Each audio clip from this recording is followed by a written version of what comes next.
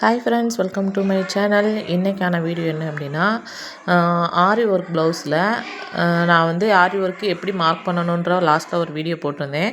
நான் பார்க்கலைன்னா நான் கீழே லிங்க் கொடுக்குறேன், நீங்கள் வந்து செக் பண்ணிக்கோங்க. இப்போ அந்த ப்ளவுஸில் நான் ஃபுல் ஆரி ஒர்க்கு முடிச்சுட்டு எப்படி நம்ம கட் பண்ணி வச்சுருக்க லைனிங்கை வச்சு அதே மாதிரி மார்க் பண்ண அளவுக்கு நம்ம கட் பண்ணலான்றதை பார்க்கலாம். 2 லைனிங் எடுத்து வச்சுக்கோங்க. ஏன்னா நம்ம வந்து பீஸ் கட் பண்ணி வச்சுட்டு செப்பரேட்டாக வச்சுருப்போம். ஸோ அதில் எல்லா பார்ட்டுமே இருக்கான்னு ஃபஸ்ட்டு செக் பண்ணிக்கோங்க. Back size, front right and left நீங்கள் வந்து கட் பண்ணுறதுக்கு முன்னாடியே நீங்கள் அதில் வந்து பென்சிலில் மார்க் பண்ணிக்கோலாம். இப்போ மார்க் பண்ணிட்டீங்க அப்படின்னா இன்னும் ஈஸியாக இருக்கும் உங்களுக்கு. நான் வந்து இப்போ ஸ்லீவில் வந்து நான் குடஞ்சி கட் பண்ணலை, ஆனால் நான் மெயின் பீஸில் நான் வந்து மார்க் பண்ணியிருக்கேன். அந்த மாதிரி நீங்கள் வச்சு கட் பண்ணிக்கோங்க. இப்போ வந்து ஸ்லீவ் ஃபஸ்ட்டு வந்து கட் பண்ணி எடுத்துக்கலாம். நான் வந்து 1/2 இன்ச் அளவுக்கு முன்னாடி தான் ஸ்டார்ட் பண்ணியிருக்கேன், அதாவது ஆரி ஒர்க்கு ஸ்டார்ட் பண்ணியிருக்கேன். அப்படி வச்சு நீங்கள் வந்து கட் பண்ணிக்கோங்க. அதே மாதிரி கட் பண்ணுறதுக்கு முன்னாடி மெயின் பீஸ்லேருந்து தாராளமாக ஒரு 1/2 இன்ச் இன்னும் எக்ஸ்ட்ராவே நீங்கள் வச்சு கட் பண்ணும்போது நம்மளுக்கு வந்து முன்ன பின்ன இருந்தாலும் கிளாத்தை அட்ஜஸ்ட் பண்ணி நம்ம தைக்கிறதுக்கு ஈஸியாக இருக்கும். ஸோ அந்த மாதிரி நீங்கள் ட்ரை பண்ணிக்கோங்க. இப்போ இந்த ஸ்லீவில் சென்ட்ரு பார்ட் வந்து மார்க் பண்ணிவிட்டு நம்ம பிரட்டி அடித்தாலும் மேலே தைச்சிருக்கிற அந்த டிசைன்ஸ் பீட்ஸ் எல்லாமேவும் கரெக்டாக இருக்கணும். ரொம்ப ஒட்டில் முனியில் இருந்துச்சு அப்படின்னா நம்ம தைக்கும்போது பீட்ஸ் உடையிறதுக்கு வாய்ப்பு இருக்குது. பாருங்கள், ஃப்ரண்ட் சைடு, பேக் சைடு, இது வந்து பாருங்கள் ரைட் சைடு, இந்த மாதிரி செட் பண்ணி வச்சுக்கோங்க ஃபஸ்ட்டு லைனிங்கை. இது எல்லாமே தெரியும், இப்படி வச்சு தான் கட் பண்ணணும் அப்படின்னு நினைக்கலாம். ஆனால் நம்ம இந்த மாதிரி செட் பண்ணிவிட்டு அதுக்கு மேலாக நம்ம கட் பண்ணும்போது, ஏன் அப்படின்னா இப்போ வந்து ஃப்ரண்ட் பீஸ் வந்து ரைட் சைடு வச்சு கட் பண்ணுவீங்க. கட் பண்ணி முடிச்சுட்டு லெஃப்ட் சைடு கட் பண்ணும்போது நம்ம வந்து தப்பாக கட் பண்ணிடுவோம். அதுக்கு தான் இந்த மாதிரி ஃபுல்லாக செட் பண்ணிவிட்டு அதுக்கப்புறம் அதுக்கு மேலேயே வச்சு அப்படியே கட் பண்ணுங்கள். பாருங்கள், நான் ஒரு 1/2 இன்ச்சுக்கு அதிகமாகவே வச்சு தான் நான் கட் பண்ணுறேன். ஏன் அப்படின்னா இதுக்கு முன்னாடி சொன்ன மாதிரி தைக்கும்போது முன்ன பின்ன அட்ஜஸ்ட் பண்ணி நம்ம தைச்சிக்கிடலாம்.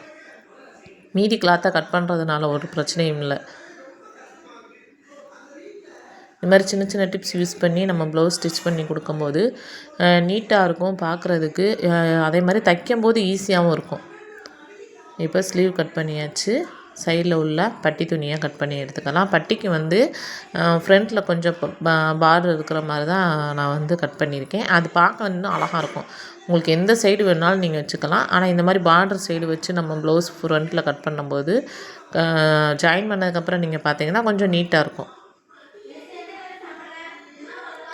பட்டி கட் பண்ணி தனியாக எடுத்து வச்சுக்கோங்க. இப்போ நம்ம பேக் சைடை கட் பண்ணி எடுத்துக்கலாம். பேக் சைடு கட் பண்ணும்போது அதோட முதுகு பார்ட் வந்து நம்ம கரெக்டாக தைச்சிருக்கிறோமா, மார்க் பண்ண இடத்துல நம்ம தைச்சிருக்கிறோமா, பீட்ஸ் ஒரு கொடுத்துருக்குறோமான்னு ஃபஸ்ட்டு பார்த்துக்கோங்க. இல்லை கொஞ்சம் நம்ம மார்க் பண்ணதுலேருந்து கொஞ்சம் முன்ன பின்ன வருது அப்படின்னா நீங்கள் அந்த என்ன டிசைன் போட்டிருக்கீங்களோ அந்த டிசைனுக்கு மேலே லைனிங்கை வச்சு ஃபஸ்ட்டு செட் பண்ணிவிட்டு கொஞ்சம் அட்ஜஸ்ட் பண்ணி நம்ம கட் பண்ணி எடுத்துக்கலாம். தைக்கும்போது முன்ன பின்ன அந்த மாதிரி வரதேங்க செய்யும். ஸோ நீங்கள் வந்து லைனிங்கை வச்சு நம்ம கட் பண்ணுறதுல தான் இருக்குது. இப்போ ப்ளவுஸோட ஃப்ரண்ட் சைடு, அதுவும் ரைட் சைடு, நான் வந்து இதில் ரைட் சைடுன்னு நான் எழுதலை. நீங்கள் வந்து என்ன பிகினர்ஸாக இருந்தீங்க அப்படின்னா 6ன்னு மார்க் பண்ணிக்கோங்க. மார்க் பண்ணிட்டீங்க, அதை வச்சு நம்ம ரைட் சைடுன்னு மார்க் பண்ணிவிட்டு கட் பண்ணும்போது ஈஸியாக இருக்கும். இப்போ நம்ம எல்லா ப்ளவுஸையுமே கட் பண்ணும்போது ரைட் லெஃப்ட் மார்க் பண்ணிவிட்டு கட் பண்ணிங்கன்னா இன்னும் ஈஸியாக இருக்கும்.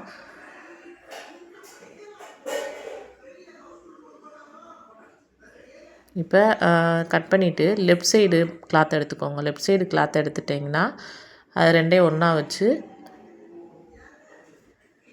இப்போ மாற்றி வைக்கிறதுக்கு வாய்ப்பு இருக்கா? ஸோ நீங்கள் என்ன பண்ணுறீங்க, அந்த ரைட் சைடு கட் பண்ணதுக்கப்புறம் லெஃப்ட் சைடு நெக்கு எப்படி வரும் அப்படின்றத பார்த்துட்டு நீங்கள் கட் பண்ணணும்.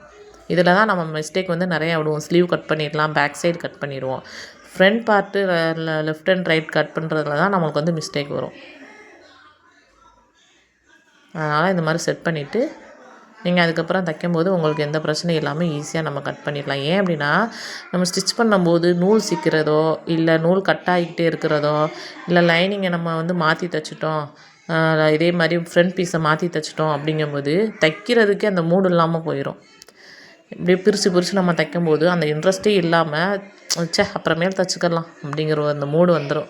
ஸோ நீங்கள் என்ன பண்ணுறீங்க, இந்த மாதிரியெல்லாம் சின்ன சின்ன டிப்ஸ் யூஸ் பண்ணி பொறுமையாக நம்ம என்ன ப்ளவுஸ் தைச்சாலும் டிசைன் கொடுத்தாலும் பொறுமையாக கட் பண்ணி ஸ்டிச் பண்ணி கொடுக்குறதுல தேங்க இருக்குது. அவ்வளோதேங்க, எல்லா பார்ட்டுமே நான் கட் பண்ணி எடுத்துட்டேன்.